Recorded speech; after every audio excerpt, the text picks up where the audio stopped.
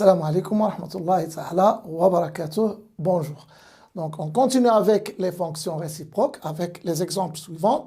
Donc, je commence par le premier exemple. Donc, j'ai pris la fonction fx qui est égale à x carré moins 2x plus 3 sur l'intervalle i qui est égal à 1 plus l'infini. L'objectif de l'exercice ou bien de l'exemple, c'est de montrer que f admet une fonction réciproque et d'expliciter bien sûr f-1 de x pour tout x appartenant à l'intervalle j qui est le domaine de définition de la fonction f-1. Bon, pour montrer que f admet une fonction réciproque, je dois montrer qu'elle est continue et qu'elle est strictement monotone. Donc, puisque f c'est une fonction polynôme, donc elle est continue sur l'intervalle 1 plus l'infini, puisque c'est la restriction d'un polynôme sur cet intervalle. De plus, donc, quel que soit x appartenant à i, je peux dire que f' de x est égal à 2x, donc x carré prime c'est 2x moins 2. Bon, si je prends x dans l'intervalle ouvert 1 plus l'infini, alors x elle est strictement supérieure à 1, et donc 2x elle est strictement supérieure à 2, et donc 2x moins 2 est strictement positive, donc je peux dire que ma fonction f est strictement croissante sur l'intervalle i.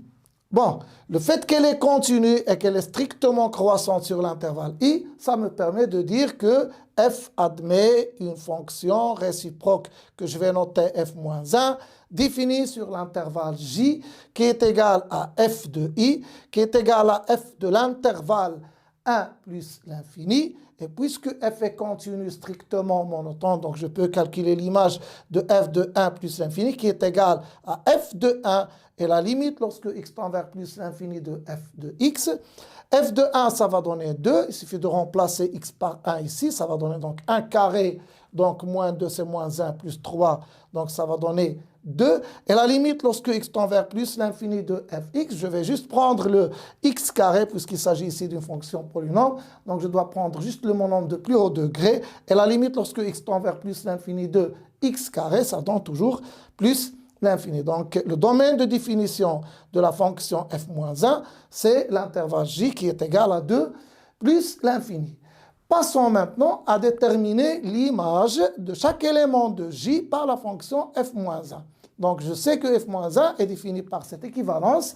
Donc, y appartient à i et fy égale x, si seulement si x appartient à j et f-1 de x est égal à y. Donc, je vais commencer par f de y égale x, c'est-à-dire je vais prendre x en fonction de y et je vais essayer de trouver y en fonction de x.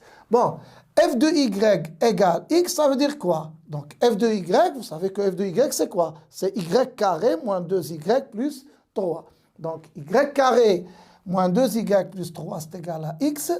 Ce plus 3, je vais l'écrire sous la forme de 1 plus 2 pour faire apparaître tout simplement l'identité remarquable y carré moins 2y plus 1 qui est égal à y moins 1 le tout carré. Donc, serait égal donc à x moins 2.